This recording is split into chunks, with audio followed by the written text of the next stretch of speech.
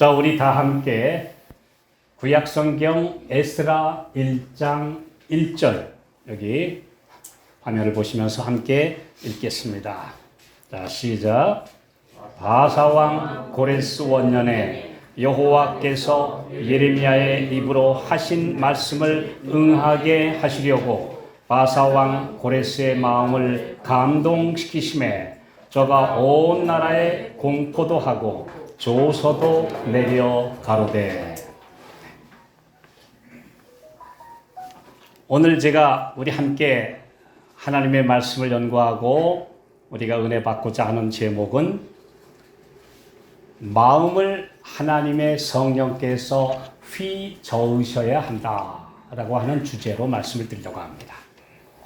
여기에 보면 하나님께서 고레스 대왕의 마음을 감동시키심에 라고 했는데요.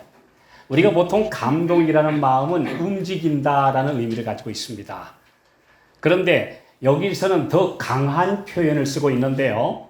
우리 성경에서 몇 번 그 신뢰를 찾아볼 수 있는데요. 하나님께서 고레스의 마음을 휘저으셨다라고 우리 킹 제임스 역이나 히브리어 성경에 기록되어 있습니다. 하나님께서 하나님의 사업에 헌신할 사람들, 또 그분께서 귀중하게 사용하실 사람들의 마음은 착 가라앉아 있어서는 안 돼요. 하나님의 부르심이 올 때, 특별한 메시지가 선포될 때, 또 내가 어떤 사명을 받고 이 시대에 필요한 하나님의 일꾼들이 되어야 할지에 대해서 우리 말씀으로 깨우침을 받으면 마음이 막 휘저어서 가만히 있을 수가 없는 그런 움직이는 동력이 나타나야 돼요. 그것이 오늘 우리 주님께서 우리에게 하시는 말씀입니다. 여기 보면 The Lord stirred up the spirit of Cyrus. 고레스의 마음을 주께서 휘저으셨다. 그래서 드디어 이방의 왕 메데 페르시아의 정복자인 고레스의 마음을 하나님께서 감동시키셔서 휘저으셔서 드디어 하나님의 백성들을 오랜 포로 생활에서 다시 고국으로 돌아가도록 칙령을 내리게 해 주셨다고 하는 것입니다. 그것도 한 번이 아니고 세 번이나 고레스 대왕 또 다리오 그 다음에 마지막으로 아닥사스다 세 황제의 마음을 감동시키시고 휘저으셔서 마지막 남은 백성들을 다시 예루살렘으로 돌아가서 성전을 재건하고 진리를 보관하고 메시아가 오실 길을 예비할 수 있도록 준비시켜 주셨다라고 하는 말씀입니다.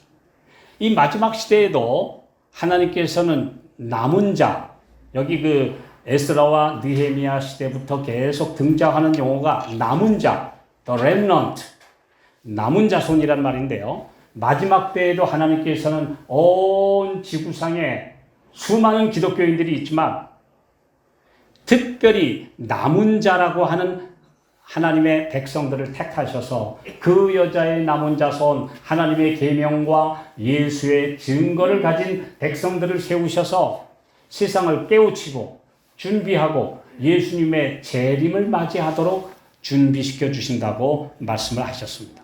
그러므로 오늘 우리가 참 진리를 깨달을 때, 하나님의 말씀을 들을 때 우리의 마음이 이 진리로 마음이 휘저어져야 돼요. 그냥 들어도 그런가 보다. 무감각한 시대, 반응이 없는 시대, 그냥 착 가라앉아 있는 오늘날 시대에 마음이 뜨겁게 요동하는 백성이 필요하다고 우리에게 말씀을 해 주셨습니다.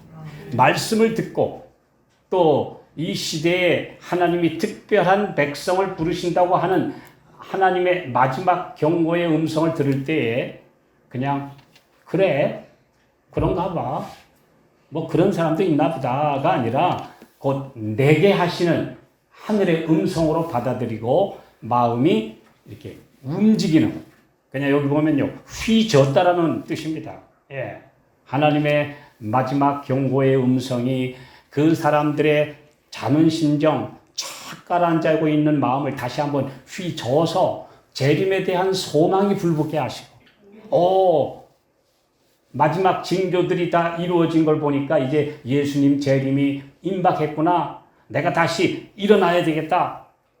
내가 옛날에 예수 믿을 때 처음에는 마음이 뜨거웠는데 왜 요즘에는 냉랭하게 식었지? 다시 한번 뜨겁게 휘어져서 내가 예수님의 재림을 맞이하기 위하여 하나님의 백성으로서 예비되어야 되겠다 라고 하는 마음이 움직임을 주님은 원하고 계십니다. 그런데 많은 사람들이 오늘날은 지금 무감각, 무반응 시대에 살고 있습니다.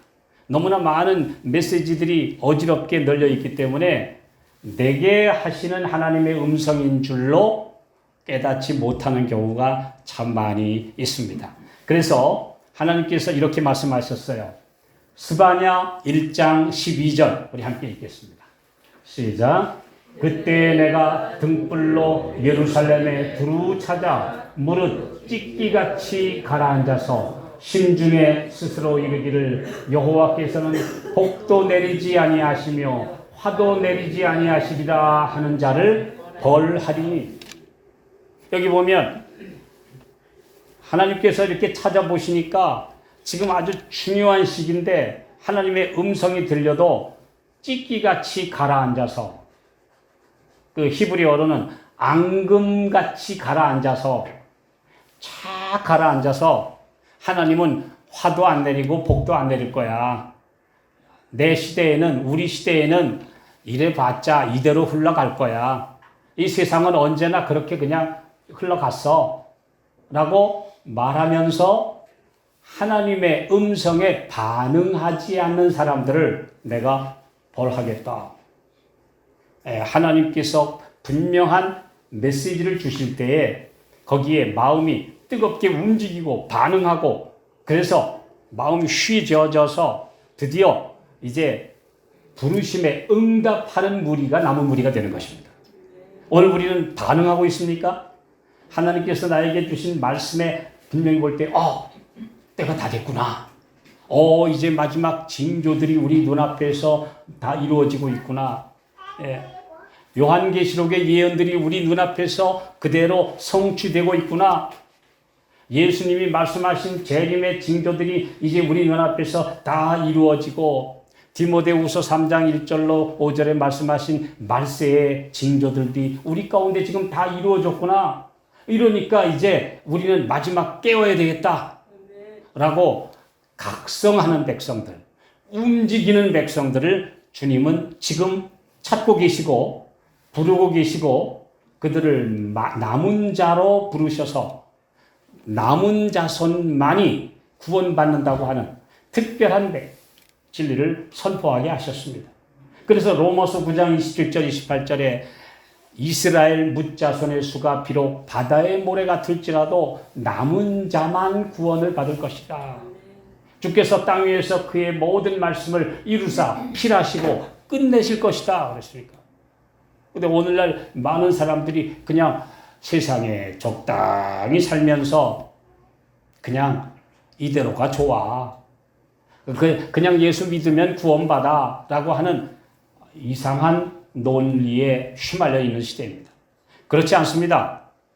분명히 성경은 끝까지 견디는 사람, 주님과 함께 신실한 남은 무리의 대열에 참여하는 사람, 마음이 휘저어져서 가만히 있지 못하는 백성, 세상 일에 쫙 그냥 그대로 가라앉아 있는 대신에 마음이 뜨겁게 움직이는 백성, 이대로 살 것이 아니라 이대로 썩어 들어가는 무리들 중에 속할 것이 아니라 영적으로 생기가 있고 살아있는 하나님의 백성이 되어야 되겠다고 하는 그런 생생한 살아있는 백성들을 주님은 부르고 계십니다. 이것이 오늘 우리에게 주시는 말씀, 마음을 성령께서 휘저으셔야 한다. 그냥 앙금같이 찢기같이 쫙 가라앉아서는 안 된다. 또 여기 찢기같이 가라앉아서라고 하는 말의 또 다른 두 번째 의미는 바람이 불지 않는 웅덩이에 이렇게 쪼그리고 앉아있다, 그런 의미입니다.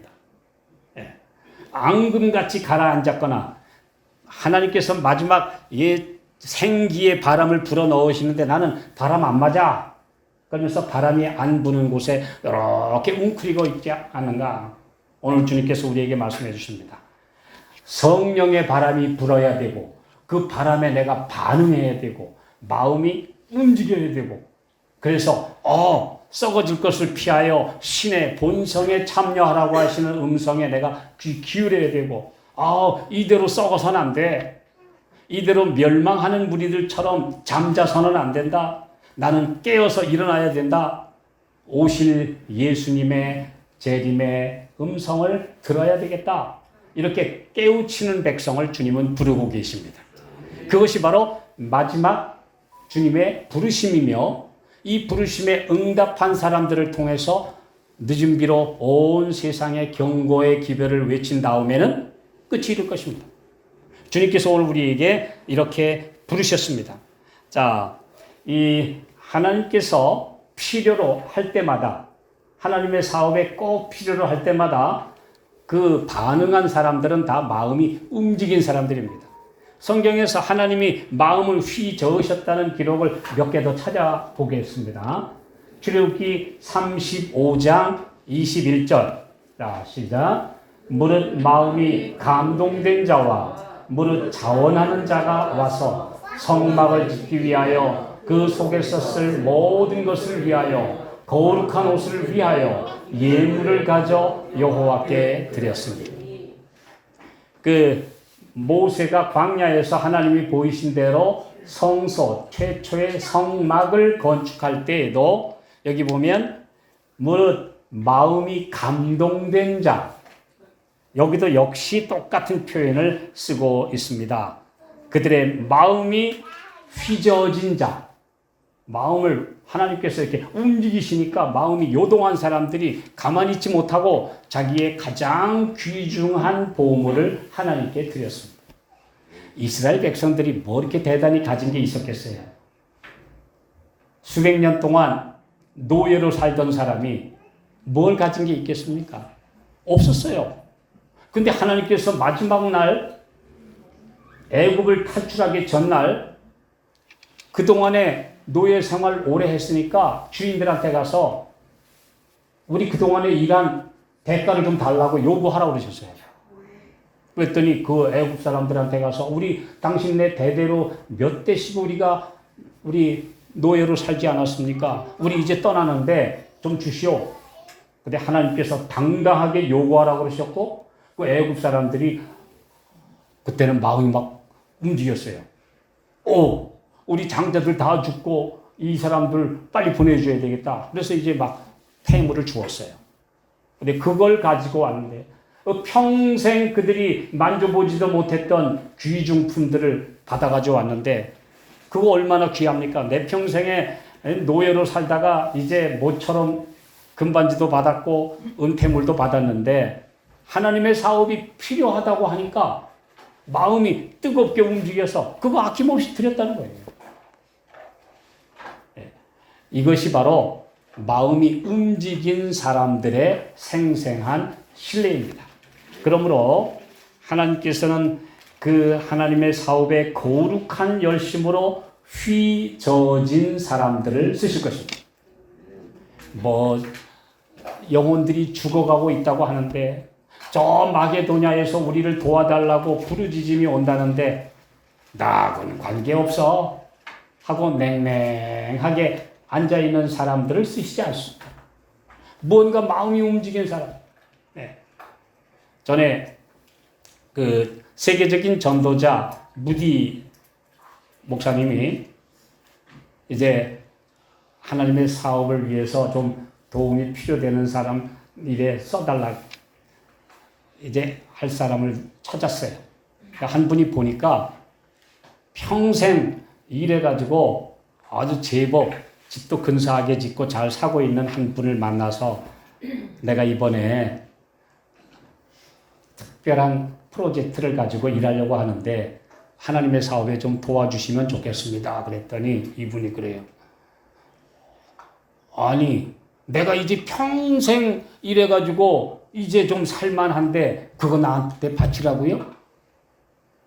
그때 이렇게 얘기를 했어요.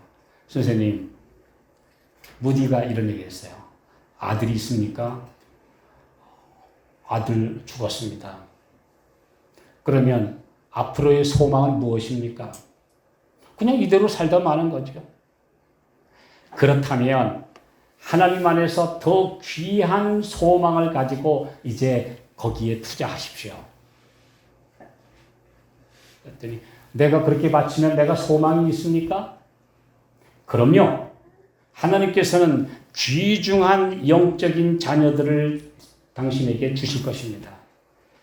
그래서 이제 이분이 새로운 용기를 가지고 자기는 아들도 잊어버렸고 이제는 아무 소망도 없는데 다시 한번 하나님의 말씀에 뜨거움을 갖고 그 외방 선교를 위하여 그가 드리게 됐다고 하는 이야기를 제가 읽었습니다. 오늘 사람들이 쫙 가라앉아 있는 이때 하나님께서는 그분의 메시지를 맡기실 만한 사람을 항상 이 땅에서 가지고 계십니다. 하나님의 성령께서는 그들의 마음을 감동시키셔서 말하지 않을 수 없게 하시고 거룩한 열심으로 고무되어 하나님이 주신 강한 충동을 가지고 그들에게 주신 말씀을 전하고 또 이제 헌신적으로 일할 사람들을 항상 이 땅에서 가지고 계실 것인데 그들이 바로 전 지구 역사를 통하여 하나님의 특별한 백성, 남은 백성의 계보입니다. 주님은 그런 사람들을 항상 가지고 계셨어요. 자, 또 이 말씀이 있습니다. 학개서 1장 14절. 자, 시작. 여호와께서 스알디엘의 아들 유다 총독 스룹바벨의 마음과 여호사닥의 아들 대제사장 여호수아의 마음과 남은 바 모든 백성의 마음을 흥분시키심에 그들이 와서 만군의 여호와 그들의 하나님의 전 역사를 하였으니. 여기 보면 총독 스룹바벨, 대제사장 여호수아, 그리고 온 백성의 마음을 흥분시키심에, 근데 역시 이 말씀도 마음을 휘저으심에, 그래서 그들이 그 칙령을 듣고 하나님의 음성을 따라 먼 길, 적어도 바벨론 메데페르시아에서 예루살렘까지 가는 여행은 4개월에서 6개월이 걸리는 힘든 여정이었습니다. 가다가 어떤 일 만날지 몰라요. 또 사막지대 통과해야 돼요. 그런데 그 머나먼 오리엔탈에서 이제 거기까지 가서 드디어 가진 것을 다 바치고 이제 하나님의 마음에 맞는 사람들로 준비되어야 되기 때문에 하나님께서 그들을 계속 필요할 때마다 이렇게 휘저으셨다. 그래서 하나님의 사업에 귀중한 일꾼들이 되게 하셨다. 이렇게 여기 말하고 있습니다. 그래서 이 머나먼 길을 간 사람, 가진 것을 드린 사람, 그들의 시간과 재능과 모든 힘을 바쳐서 하나님의 사업에 헌신한 사람들을 더 렘넌트, 남은 자, 남은 자. 오늘 하나님께서도 우리 하나님의 백성들을 부르실 때 남은 자를 부르십니다. 남은 자. 이 성경에서 가장 귀중한 표현이 남은 자예요. 그래서 요한계시록 12장 7절에도 그 여자의 남은 자손, 또 계시록 14장 12절에도 그 여자의 남은 자손, 하나님의 백성들의 남은 자손. 이 남은 자손이란 뭡니까? 세상이 다 그냥 찢기같이 가라앉아 있는데 마음이 휘저어진 사람, 그리고 용기로 일어선 사람, 하나님의 말씀에 반응한 사람, 이런 사람들이 남은 자손을 이룬다고 분명히 말씀해 주셨습니다. 자, 무너진 데를 보수하는 사람들, 또 다 타락했는데 끝까지 창조주 하나님을 경배하라는 진리에 순종하는 백성, 적당히 타협하는데 말씀에 신실한 백성, 하나님의 무너진 계명을 다시 일으키는 백성. 예. 오늘 이 세상은요, 온갖 이론 때문에 사람들의 논리와 적당주의가 사람들을 전부 다 가라앉게 했습니다. 그런데 하나님의 말씀으로 그들의 마음이 뜨거워진 백성들을 주님은 찾고 계십니다. 자, 그래서 이사야 58장 12절에도 우리에게 말씀해 주셨죠? 자, 우리 먼저 계시록 12장 11절에 분명히 용이 화가 나서 싸우는 대상이 여기 분명히 나와 있어요. 사탄은 아무 사람하고나 싸우지 않습니다. 그냥 예수 믿는 사람들 전체를 적으로 돌리지도 않습니다. 누구하고만 싸워요?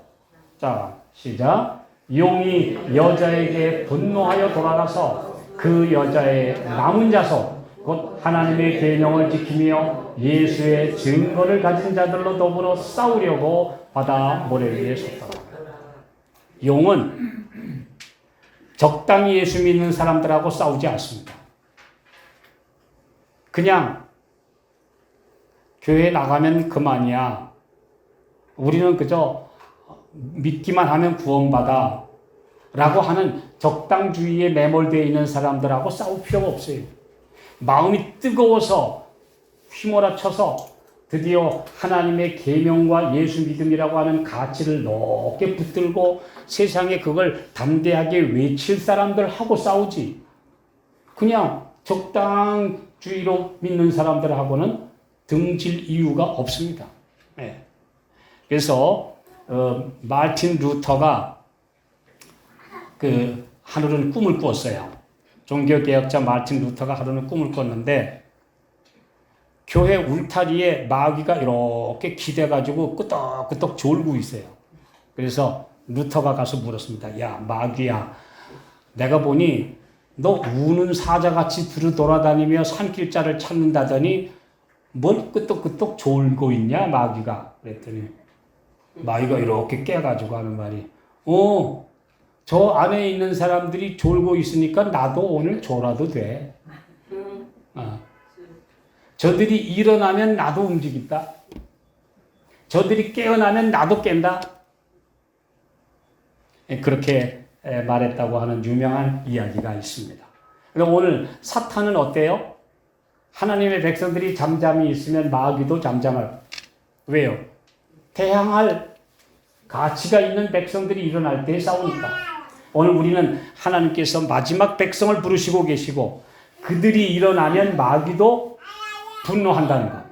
용의 분노가 폭발한다는 것. 예, 우리가 기억해야 합니다. 그래서 이 분노가 일어난다고 하는 표현이 뭐냐 하면요. 불을 밝히다라는 뜻입니다. 킨들. 예, 분노가 폭발한다. 불을 밝힌다. 하나님의 백성들도 불을 밝히고 마귀도 대항하기 위해서 분노의 불을 밝히는 것. 이것이 마지막 클라이맥스입니다. 하나님과 사탄 사이의 큰 전쟁의 마지막 양상입니다. 오늘 그래서 이게 바로 무엇이냐? 이사야 58장 12절에 있는 말씀 우리 함께 읽을까요? 자, 시작. 내게서 날짜들이 오래 황폐된 곳들을 다시 세울 것이며 너는 역대에 파괴된 기초를 쌓으리니 너를 걸어 무너진 데를 수보하는 자라 할 것이며 길을 수축하여 거할 곳이 되게 하는 자라 하리라. 오늘 주님은 우리를 렘넌트로 부르셨어요. 남은 자손, 무너진 하나님의 율법을 다시 세우는 백성, 무너진 예수 믿음을 다시 신실한 그 믿음을 다시 회복하는 백성을 주님은 찾고 계신다고 하는 것입니다. 오늘 너무나 변질돼 버렸어요. 그 변질된 이 세상에서 다시 원형으로 돌아가는 백성, 근본으로 돌아가는 백성을 주님은 찾고 계십니다. 그리스도의 재림을 위해 길을 예비하고자 하는 자들은 요한이 그리스도의 초림을 위해 길을 예비하고자 엘리야의 심령으로 왔던 것처럼 충성스러운 엘리야로 대표되어 있다. 개혁이라는 대주제가 대중의 마음을 휘저어야 한다. 종교개혁은 아직 끝나지 않았어요. 이제 다시 무너진 하나님의 계명을 일으켜야 되고 예수님의 재림이 가까웠다는 이 경고가 사람들의 마음을 다시 일깨워야 되고 이제는 드디어 예수님이 오실 때가 다 됐구나. 지금 요즘에는 우리나라 사람들도 이제 좀 잠잠해요. 요즘에 우리나라 국회에서 몇 번이나 올렸다 내렸다 하다가 지금은 이제 본격적으로 통과시키려고 하는 법이 뭐냐 하면 차별금지법이라고 하는 법. 제가 어쩐 적에도 말씀드렸는데요. 아주 사람들은 뭐가 뭔지 모르니까 차별금지법이 제법 좋은 줄 압니다. 차별하지 말자. 굉장히 좋은 것 같죠? 근데 그 차별금지법이 통과되고 나면 쌍둥이 법안이 또 올라올 것인데 그 쌍둥이 법이 뭐냐 하면 동성애 합법화입니다. 그리고 나서 이제 동성애를 하든 무슨 짓을 하든 인간 이하의 짓을 하든 짐승도 안 하는 짓을 하든 말하지 마. 심지어 이 쌍둥이 두 법안이 통과된 영국에서는 어떤 일들이 벌어지고 있는가? 두 남자가 유명한 교회 목사님을 찾아왔어요. 목사님, 우리가 이 교회에 3번 나왔습니다. 그러니까 이 교회 교인 맞죠? 그러니까 이번 주에 저희들이 결혼하려고 그러는데 주례 좀 해주십시오. 그랬더니 이 목사님이 깜짝 놀라면서 당신네들 무슨 남자들이 결혼한다고 나한테 주례해달라고 그래. 난 못해. 그랬더니 그러면 차별금지법에 저촉되니까 알아서 하세요.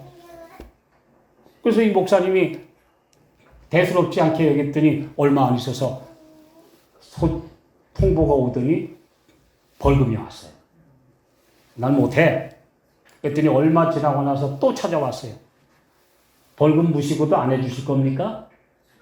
못하겠다고. 나는 당신네 같이 그렇게 말도 안 되는 짓을 하는 사람들 나는 주례 못하겠어. 그랬더니 그 다음 2번째로 또 법원에 가서 신고를 했더니 이번엔 센 벌금이 나왔어요. 그래도 말 안 들었어요. 드디어 3번째로는 현행범으로 체포됩니다. 그래서 가서 지금 구속됐어요. 이게 바로 차별금지법과 동성애법을 통과한 나라에서 종종 일어나고 있는 현상이에요. 얼마나 그렇습니까? 그래서 결국 바른 말 못하게 하는 거죠. 그 다음에 하나님의 말씀에 의하면 작은 뿔은 적그리스도는 누굽니까? 하나님의 성전에 앉아서 그리스도의 대리자다, 하나님의 아들의 대리자라고 온 세상의 종교의 수장이 되고자 하는 로마 교황입니다 하고 이렇게 설교하면 차별금지법에 딱 저촉됩니다.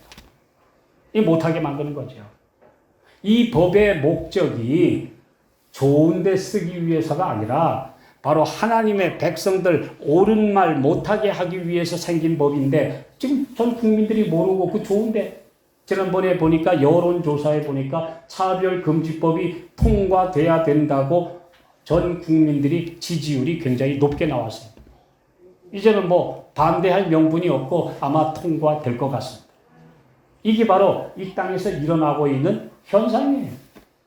그런데도 하나님의 백성들 그냥 뭐 그런가 보다. 근데 이럴 때는 뭐냐? 이런 일이 벌어질 때는 하나님의 법을 폐하고 하나님의 창조의 질서를 무너뜨리고 드디어 인간들이 마음대로 못된 짓, 짐승 같은 짓, 이하의 짓 해도 된다고 하는 법들이 일어날 때는 소돔과 고모라에 내렸던 하나님의 진노가 임한다는 사실을 기억하셔야 돼요. 그래서 우리 그 킹 제임스 역으로 보면요. 너희 그 동성연애자들, 남색하는 자들이라는 용어가 아예 소도마이트, 소돔 족속이라고 되어 있어요. 네. 소돔 족속들아, 하늘에서 뭐라 그래요? 그런 자들을 가리켜서 너희 소돔 족속들아 라고 경고하셨는데 지금 이게 버젓이 전 세계적으로 일어나고 있어요. 제가 3년 전에 유럽에 갔다가 스위스의 종교개혁의 아주 중심지가 되는 쥐리히를 지나갔는데 온 시내에 무지개를 그린 깃발이 날리고 있어서 물어봤어요. 그랬더니 여기서 지금 동성애 축제가 벌어지고 있다고 하는 이야기를 제가 들었어요.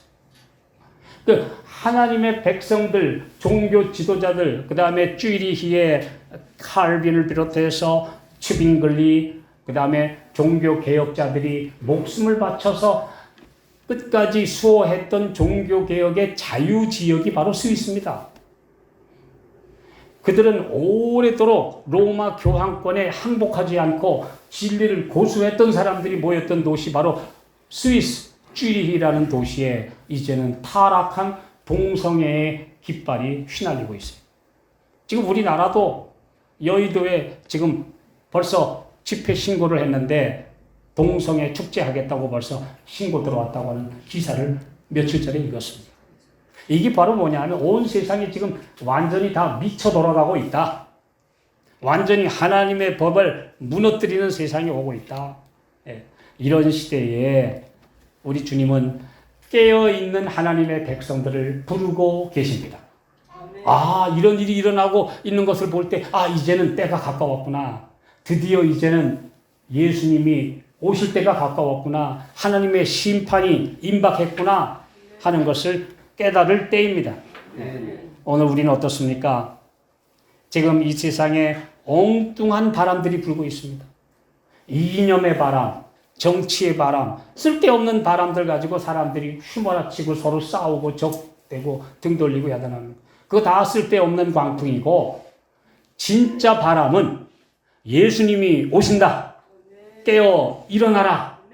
준비하라. 새 천사의 기별에 반응하라. 하나님을 두려워하며 그에게 영광을 돌리라. 이는 그의 심판하실 시간이 이르렀다. 바벨론이 무너졌다. 짐승의 표를 받지 말라 하는 이 마지막 경고가 울려 퍼져야 되는데 여기에는 관심이 없고 엉뚱한 정치바람, 온 세상의 바람에 사람들이 매몰돼서 서로 그리스도인들끼리, 종교인들끼리도 싸우고 불목하는 시대에 삽니다. 아무 쓸데없는 일에. 그거 뭐합니까? 오늘 주님께서 우리에게 말씀하고 계십니다. 이제 이 말씀 한번 들어보십시오. 영적으로 깨어있어 힘 있는 사람들이 필요하다. 곧 그들의 길이 순탄해지고 모든 장애가 제거되기를 기다리지 않는 사람, 기가 꺾인 일꾼들의 맥 빠진 활동을 참신한 열성으로 고무시켜 줄 사람, 마음이 그리스도의 사랑으로 뜨거워지고 손이 주님의 일을 하기에 강해진 그런 사람들이 필요하다. 주께서 우리의 마음을 휘저으심에, 그래서 개혁이라는 주제로 예수님이 오신다고 하는 재림의 소망으로 마음이 휘저어져야 돼요. 휘젓지 않으면 착 가라앉아서 다 타버리고 다 가라앉아 버리면 돼. 오늘 주님께서 우리에게 말씀하고 계십니다. 재림의 때가 가까웠다. 많은 사람들이 졸며 잔다더니 지금 다 졸며 잘세. 또 지금은 온갖 세상 일로 마음이 둔하여지고 재림의 징조가 옛날에는 조그맣게 일어나도 사람들이 정신 차렸는데 9.11 사태만 나도 어이구 우리 깨어나야 되겠구나. 또 무슨 어떤 일이 일어나도 지진이 일어나도 아이고 세상이 이제 다 돼가나 봐. 그럼 이제는 그런 일이 일어나도 반응이 없고 저래도 반응 없고 이제는 이제 적당히 가라앉아 있는 이 사람들 주님께서는 마음을 휘젓기를 원하십니다. 이젠 때가 다 됐구나. 내가 이렇게 가라앉아 있을 때가 아니라 이제는 깨어 일어나서 기도하고 예수님의 재림의 소망으로 우리의 마음이 다시 일어나야 할 때라고 하는 사실을 기억하는 백성을 주님은 원하고 계십니다. 오늘 우리의 마음이 너무 지금 냉담하고 가라앉아 있는 이 상태에서 주님은 일어나게 되기를 원하고 계십니다. 오늘 주께서 우리에게 말씀해 주십니다. 마음을 주님은 휘저었기를 원하신다.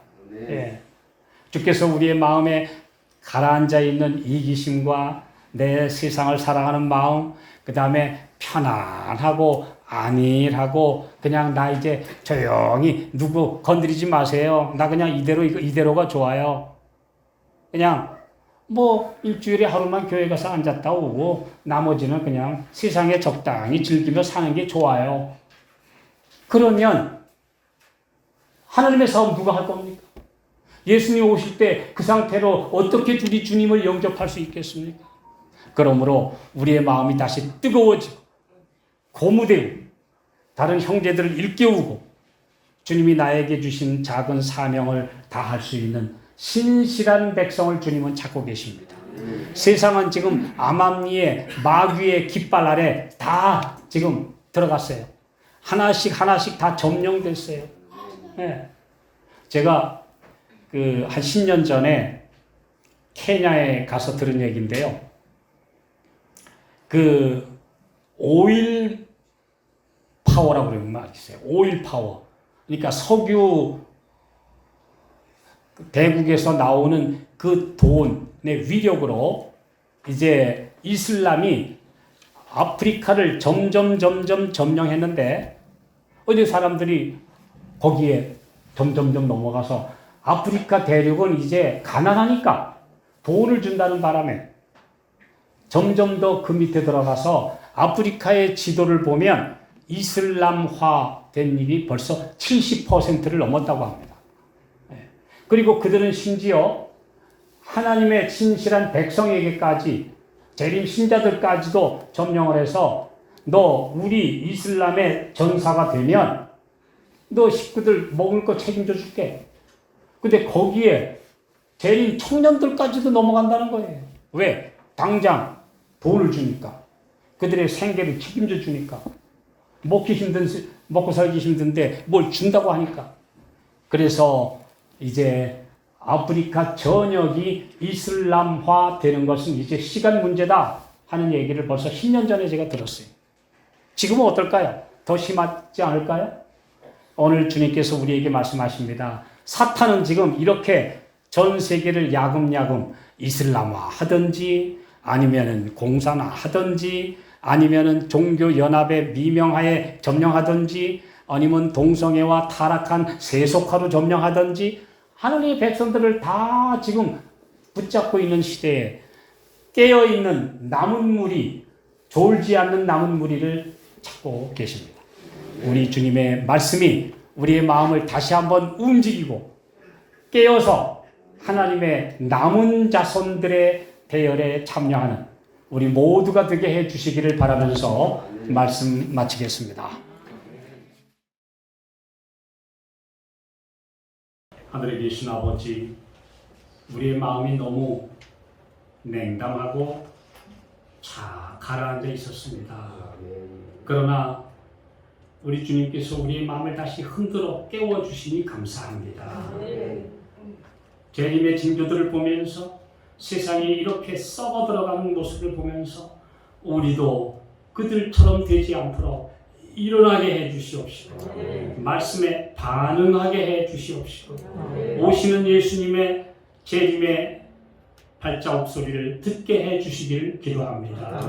그래서 우리의 마음이 뜨거움으로 다시 요동하게 하시고 심장이 뛰게 하시고 주님의 음성을 듣고 반응하고 살아나서 다른 사람들을 깨우는 역할을 다할 수 있도록 은혜 입혀 주시옵소서. 주의 크신 은혜가 우리 모든 성도들의 마음에 성령으로 충만하게 늘 임재해 주옵시기를 예수님의 이름으로 간절히 기도하옵나이다. 아멘.